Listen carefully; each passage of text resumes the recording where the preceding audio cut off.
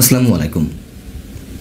আমাদের অন্তর্বর্তী সরকার প্রধান উপদেষ্টা নিজেকে আন্তর্জাতিক খেলোয়াড় মনে করেন, অথচ আন্তর্জাতিক খেলোয়াড় হওয়া সত্ত্বেও তিনি আন্তর্জাতিক গণমাধ্যম বিবিসির কাছে কিভাবে ধরাশায়ী হলেন, কুপকাত হলেন, সেটি আমাদের জন্য যথেষ্ট বিব্রতকর। আবার আর এক আন্তর্জাতিক গণমাধ্যম, সেই ব্রিটেন ভিত্তিক গণমাধ্যম দ্য গার্ডিয়ানে তিনি নতুন বয়ান দিয়েছেন। বাংলাদেশের মানুষ বর্তমান সরকারকেও শত্রু মনে করছে, তিনি নিজেই বলেছেন। কেন বলেছেন, কি ব্যাখ্যা দিয়েছেন, সে প্রসঙ্গে পরে আসছি। যুক্তরাজ্যে গিয়ে সে দেশের প্রধানমন্ত্রী কিয়ার স্টারমারের সঙ্গে দেখা করার জন্য অনেক ধরনের চেষ্টা তো করতে হয়েছে বর্তমান সরকারকে, মানে আমাদের সরকারকে, সেটি আমরা খুব ভালো করে জানি। কিন্তু কেন দেখা দিলেন না, কেন সাক্ষাৎ দিলেন না, তা নিয়ে তো নানান ধরনের গুঞ্জন, নানান ধরনের কথাবার্তা হচ্ছে। সেই জায়গা থেকে বিবিসি খুব ভালো করে ধরেছিল। কেন সাক্ষাৎ দেয়নি বিবিসিও এটি ভালো করে জানে, কিন্তু তাকে ইচ্ছাকৃতভাবে খুঁচিয়ে নানান ধরনের প্রশ্ন করেছে যাতে তিনি বিব্রত হন, এটি আমার কাছে মনে হয়েছে, এবং এতে করে আমরা বিব্রত বোধ করছি। তার কারণ যুক্তরাজ্যে বসে প্রধান উপদেষ্টা প্রেস উইং যে মিথ্যাচার করেছিল সেটিও তো বিবিসি জানে, এবং অদ্ভুত আজগবে সব কথাবার্তার কারণেই সম্ভবত বিবিসি এই ধরনের বিব্রতকর প্রশ্ন করেছে। যাই হোক, এই ইন্টারভিউটি মোটামুটি বড়, আমি ছোট্ট করে 1-1.5 মিনিটে একটু হুবহু এই পর্যায়ে যে বক্তব্যগুলো এসেছে বা প্রশ্ন এসেছে সেটি একটু আপনাদের সামনে তুলে ধরি। বিবিসির সাংবাদিক রাজনী বৈদ্যনাথন তিনি প্রশ্ন করছেন আমাদের প্রধান উপদেষ্টাকে, এটি আপনার আনুষ্ঠানিক সফর, কিন্তু ব্রিটিশ প্রধানমন্ত্রী কিয়ার স্টারমারের সাথে কেন কোনো সাক্ষাৎ হয়নি? প্রধান উপদেষ্টা উত্তরে বলছেন, তার সাথে বৈঠক হলে আমরা খুশি হতাম, সম্ভবত তিনি ব্যস্ত আছেন বা অন্য কিছু হতে পারে। দেখুন, আবারও সেই একই কথা। ব্যস্ত থাকলে আর এক দেশের সরকার প্রধান যে দেশে যাচ্ছে সরকারি সফরে, আমাদের সরকারের দাবি তো যে এটি সরকারি সফর ছিল, সরকারি সফর হয়ে থাকলে সেটি সে দেশের প্রধানমন্ত্রী দেখা করবেন না? এটা হয়, সময় দিবেন না, অথবা সরকারের কোনো প্রতিনিধিও তাকে রিসিভ করবে না।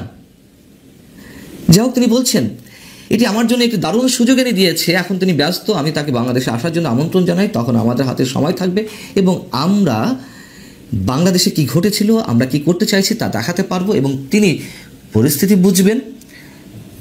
আর আমরা একটি ঐতিহাসিক মুহূর্তের মধ্যে দিয়ে যাচ্ছি। এটি একটি অনন্য জিনিস যেখানে আপনি অতীতকে বাদ দিয়ে একটি নতুন ভবিষ্যতের দিকে এগিয়ে যাচ্ছেন। রাজনী বৈদ্যনাথন আবারও সম্পর্ক প্রশ্ন করছেন, আচ্ছা আপনি বলছেন যে ব্রিটিশ প্রধানমন্ত্রী ব্যস্ত, অথচ আপনি প্রধান উপদেষ্টা, রাজনৈতিকভাবে আপনার দুজনের সমমর্যাদার, যেহেতু প্রধান উপদেষ্টা বাংলাদেশের প্রধানমন্ত্রী সমমর্যাদার, তো যুক্তরাজ্যে প্রায় 10 লাখ বাংলাদেশি রয়েছে এবং বাংলাদেশি সংস্কৃতি ব্রিটিশ জীবনের এক অবিচ্ছেদ্য অংশে পরিণত হয়েছে। তাহলে আপনি কতটা হতাশ যে আপনি কয়েকদিন ধরে যুক্তরাজ্যে রয়েছেন, অথচ এই কয়েকদিনের মধ্যেও তিনি ব্রিটেনের প্রধানমন্ত্রী, আপনার জন্য সময় বের করতে পারলেন না? অধ্যাপক ইউনূসের অবাক করা উত্তর, তিনি বলছেন, আমি জানি না আমার হতাশ হওয়া উচিত নাকি তার হতাশ হওয়া উচিত, সুযোগটা কোনো কারণে হাতছাড়া হয়ে গেছে, আমি জানি না। এটা কোনো কথা? তিনি বলার চেষ্টা করছেন যে তিনি আসলে কনফিউজড, ব্রিটিশ প্রধানমন্ত্রীরও হতাশ হওয়ার কথা সম্ভবত, এরকমটাই তো বলতে চাচ্ছেন। ব্রিটিশ প্রধানমন্ত্রী কেন হতাশ হবেন, কি কারণে, কি উদ্দেশ্যে, কেন দরকার এসব কথাবার্তা বলার? ডক্টর মোহাম্মদ ইউনূস বলছেন যে সেজন্যই আমি বলছি বাংলাদেশে তার আসাটা একটা দারুণ সুযোগ হতে পারে, ধীরে সুস্থে বাংলাদেশকে দেখার, অনুভব করার এবং তা উপলব্ধি করার জন্য ভালো সুযোগ তৈরি হতে পারে যে বাংলাদেশ কিসের মধ্যে দিয়ে যাচ্ছে। বিবিসিও মানে কমে ছাড়বে না, আবারও প্রশ্ন করছে। রাজনী বৈদ্যনাথন 3 নম্বর যে প্রশ্ন এই সংক্রান্ত, তিনি বলছেন যে ডাউনিং স্ট্রিট মানে ব্রিটিশ প্রধানমন্ত্রীর কার্যালয় কেন এই বৈঠকের আয়োজন করলো না, তার কি কোনো ব্যাখ্যা দিয়েছে? ডক্টর মোহাম্মদ ইউনূস বলছেন, আমার মনে হয় না যে আমরা এ ধরনের কোনো ব্যাখ্যা পেয়েছি, সম্ভবত তিনি অন্যান্য গুরুত্বপূর্ণ বিষয়ে ব্যস্ত। আবার সে একই কথা, এগুলো বলে কি নিজেকে ঢাকার চেষ্টা করছেন, নিজের লজ্জা না বললেই কি নয়, এইসব শব্দ অ্যাভয়েড তো করতে পারতেন। এবং ঠিক তার প্রেস উইংয়ের press secretary mister Shafiqul Alam 11 তারিখে যেই ভাষা তিনি ব্যবহার করেছিলেন যে সম্ভবত তিনি কানাডা আছেন, সারা বিশ্বের মানুষ জানছে, অন্তত সে দেশের প্রতিটি মানুষ জানে সে দেশের প্রধানমন্ত্রী কোথায়। আর একটি দেশের সরকার প্রধান সরকারি সফরে যাচ্ছে, কোনো খোঁজখবর না নিয়ে সে দেশের প্রধানমন্ত্রী আছেন কিনা তার শিডিউল না জেনে তিনি বলছেন যে ওই সময় বলছিলেন তিনি সম্ভবত কানাডায় আছেন, অথচ ওই দিন স্কাই নিউজের জার্নালিস্টের সঙ্গে তিনি ইন্টারভিউ দিচ্ছেন, ওপেন দেখা যাচ্ছে টেলিভিশনে। তারপর দিন তাদের পার্লামেন্টে বাজেট সংক্রান্ত একটি সেশনে একটি আলোচনায় তিনি অংশ নিয়েছেন, দেখা যাচ্ছে সরাসরি লাইভ টেলিকাস্টে। যখন চারদিক থেকে সমালোচনা হলো তখন মিস্টার শফিকুল আলম বলেন, না না আমি বলেছি সম্ভবত। কেন সম্ভবত শব্দটা বলতে হবে? এগুলো আমাদেরকে বলে লাভ নেই, আমরা তো বুঝি যে কতটা প্রাণান্তকর চেষ্টা করা হয়েছে, তারপরেও ব্রিটিশ প্রধানমন্ত্রী সাড়া দেননি। আর শফিকুল আলম তারপরেও বলেন প্রধান উপদেষ্টার যে 11টি সফর সরকার প্রধান হওয়ার পরে তার মধ্যে সবচেয়ে গুরুত্বপূর্ণ এই সফর। আমরা বিব্রত বোধ করি, লজ্জা বোধ করি তারা না করলেও। এবং বিবিসির ইন্টারভিউয়ে আরও অনেক বিষয়ের প্রসঙ্গে এসেছে, টিলু সিদ্দিক প্রসঙ্গে এসেছে যে কেন টিলু সিদ্দিকে দেখা করতে চাওয়া সত্ত্বেও তিনি দেখা করলেন না। তার উত্তর বরাবরই যা দিয়ে আসছেন প্রধান উপদেষ্টা ওখানে বসেও একই কথা বলেছেন যে এটি আইনগত বিষয়। যখন বলা হলো যে তার সম্বন্ধে যে অভিযোগ দাঁড় করানো হয়েছে তার আইনজীবীদের সঙ্গে কোনো ধরনের আলোচনা ছাড়াই, যোগাযোগ ছাড়াই তার বিরুদ্ধে গ্রেপ্তারি পরোয়ানা জারি করা হয়েছে, সেখানেও তিনি যুক্তিসঙ্গত বা যুৎসই কোনো উত্তর দিতে পারেননি। বিবিসির এই যে ইন্টারভিউটি, আমরা এটি পড়ে জেনে শুনে সত্যি সত্যি অবাক লেগেছে যে বিবিসির কাছে কিভাবে ধরাশায়ী হয়েছে আমাদের প্রধান উপদেষ্টা। এখন কেন দেখা দেননি কেয়ার স্টারমার? সহজ যে কথা, এর মধ্যে আরও অনেক কিছু থাকতে পারে। এক নম্বর হচ্ছে টিলু সিদ্দিকী তার মন্ত্রিসভার সিটি মিনিস্টার ছিলেন এবং একই সঙ্গে তার সেই দেশের, টিলু সিদ্দিকী তো আর এ দেশের নাগরিক নন, তিনি তো এখন সেই দেশের নাগরিক। এবং তার দলের একজন এমপি, একজন সিটি মিনিস্টারকে যেভাবে বিব্রত করা হয়েছে, এটা তার দলের উপরে গিয়ে নিন্দাটি পড়ে। এবং যার সুযোগটি নিয়েছে কনজারভেটিভ দল, কেয়ার স্টারমারকে বিব্রত করেছে। এবং একই সঙ্গে যেটি গতকাল আমি আপনাদের সামনে যে রিপোর্টটি কথা বলেছিলাম, ডাউটি স্ট্রিট চেম্বার্স যে মানবতা বিরোধী অপরাধের দায়ে বর্তমান সরকার ডক্টর ইউনূস সরকারের বিরুদ্ধে আন্তর্জাতিক অপরাধ আদালত আইসিসিতে অভিযোগ দায়েরের জন্য নানান ধরনের তথ্য প্রমাণ এর মধ্যে অনেক কিছু সংগ্রহ করেছে, সেই ডাউটি স্ট্রিট চেম্বার্সের সদস্য বা সাবেক প্রতিষ্ঠাতা প্রধান কেয়ার স্টারমার, যেহেতু মানবতা বিরোধী অপরাধের দায় ডক্টর মোহাম্মদ ইউনূসের উপরে এসে বা তার কাঁধে পড়ছে অনেকখানি, তাদের দাবি অনুযায়ী তার সেই প্রতিষ্ঠান যেখানে অভিযোগ জানাতে যাচ্ছে আন্তর্জাতিক অপরাধ আদালতে, সেখানে তিনি কীভাবে দেখা করবেন, কীভাবে দেখা করেন, এবং একেবারে পাত্তাই দেননি। বিবিসির যে প্রশ্ন তাতেও সেইটি বেরিয়ে এসেছে।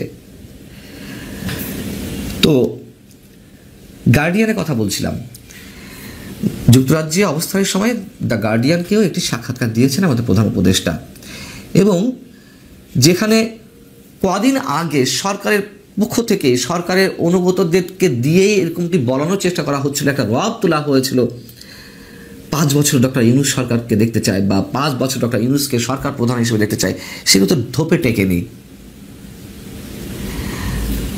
ডক্টর ইউনূস সরকারের বিরুদ্ধে গত 10 মাসের যে অভিযোগগুলো এরই মধ্যে জমা হয়েছে, মানবতা বিরোধী অপরাধ বলি, মানবাধিকার লঙ্ঘন বলি, বা আইনগত সব কিছু লঙ্ঘন বলি, অর্থনীতি যেভাবে ভঙ্গুর দশায় রয়েছে, পাশাপাশি আইনি যে ব্যত্যয়, বিচার ব্যবস্থা আগের মতন, এই সব কিছু মিলিয়ে যে সমালোচনার পাহাড় জমে উঠেছে।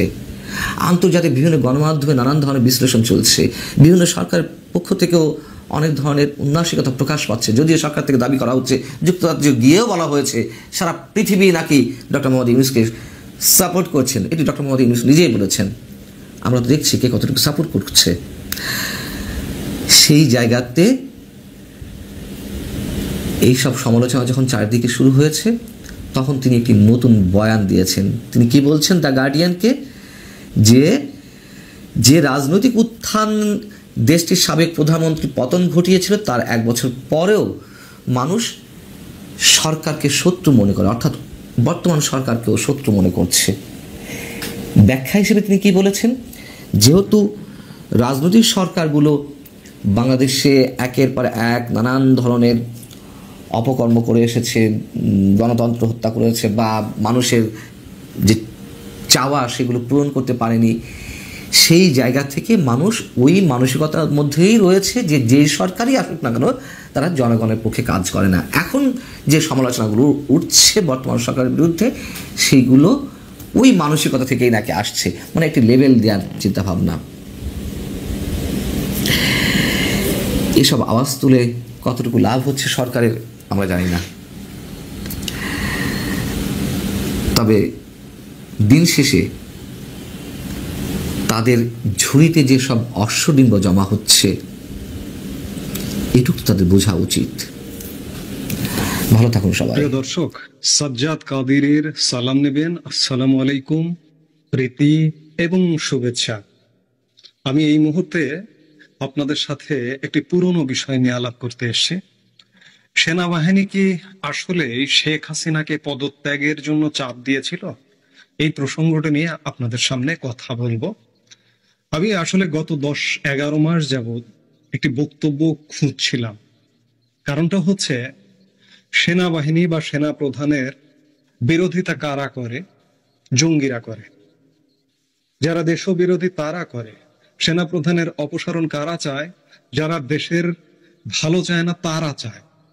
একই সাথে বাংলাদেশের কিছু মানুষ যারা, আমি সোজাসুজি বলি, যে রাজনৈতিক পরিচয়, যারা আওয়ামী লীগ করেন, তারাও সেনা প্রধানকে বিশ্বাস করেন না, সেনাবাহিনীকে দোষারোপ করেন শেখ হাসিনার পতনের পেছনে।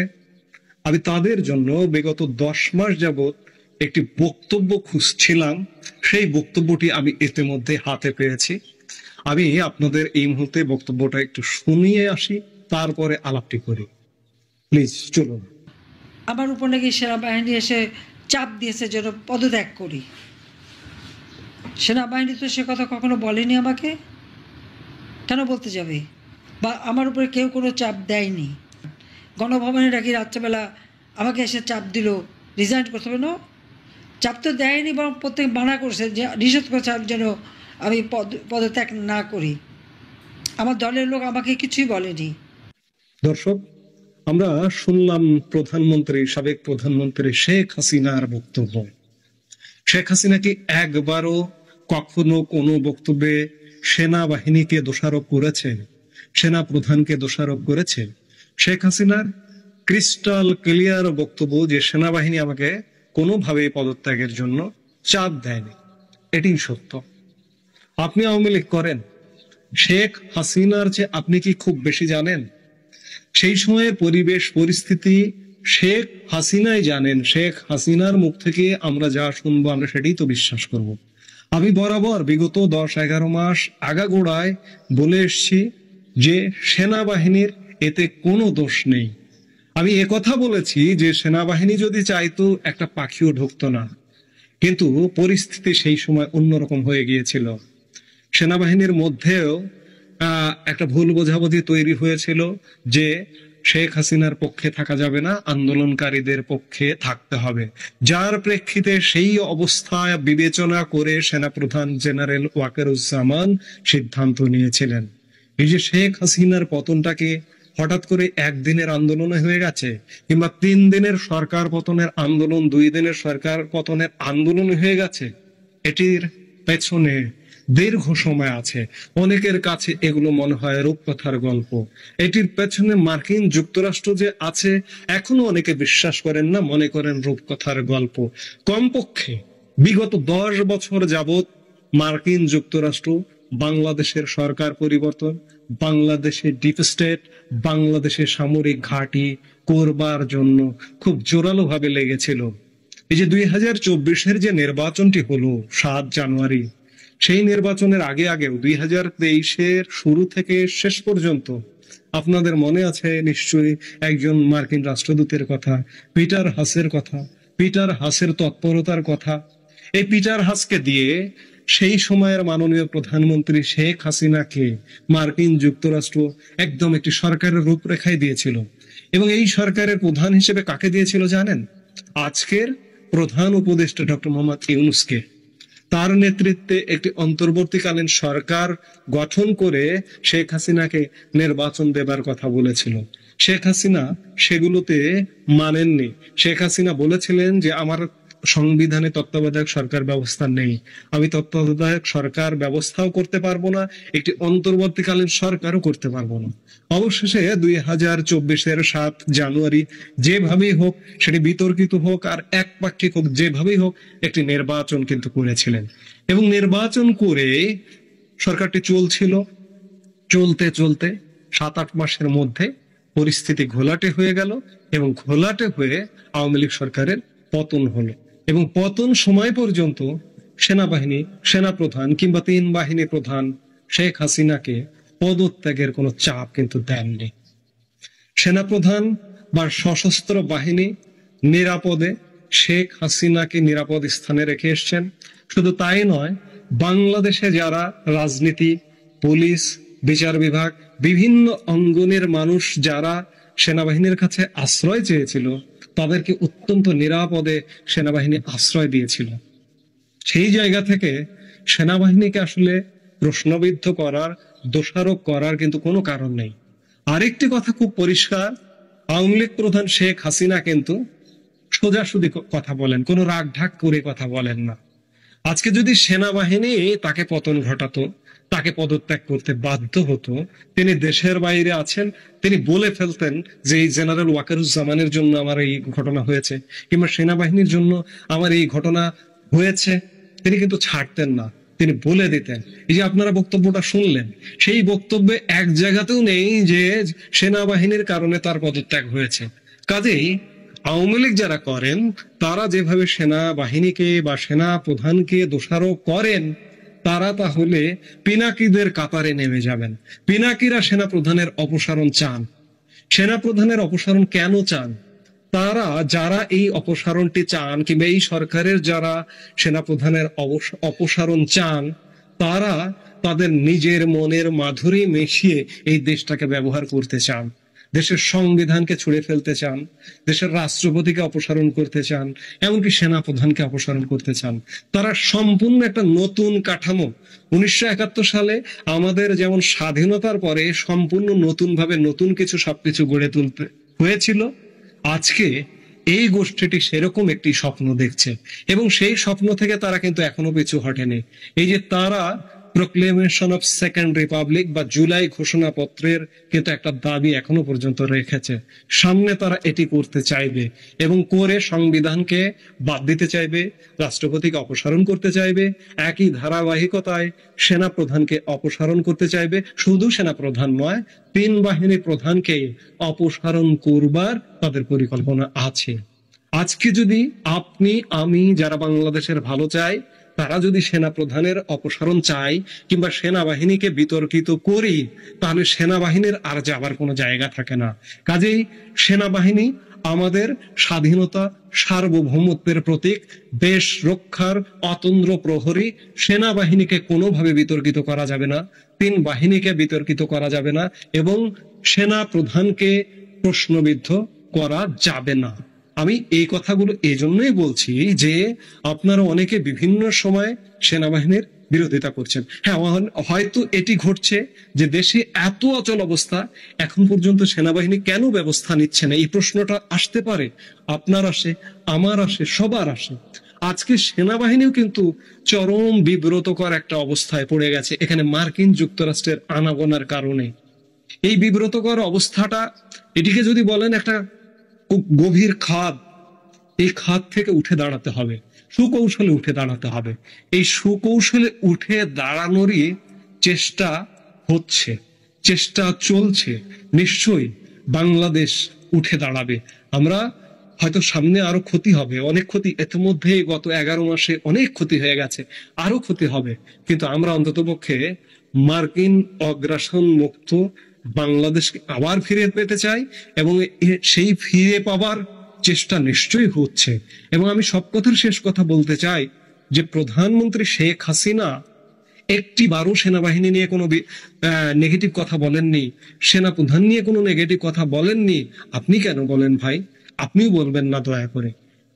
আমি বারবার এর আগের অসংখ্য ভিডিওতে বলেছি যে জেনারেল ওয়াকারুজ্জামানের সময়কালেই বাংলাদেশে এমন একটা পরিস্থিতি ঘটে গেছে এবং তার হাত দিয়ে বাংলাদেশ একটা ভালো পরিস্থিতির দিকে যাবে, আমরা সেটাই প্রত্যাশা করি। সেই কাজ নিশ্চয়ই চলছে। আস্থা রাখুন সেনাবাহিনীতে। এই মুহূর্তে এ পর্যন্ত, সবাই ভালো থাকুন।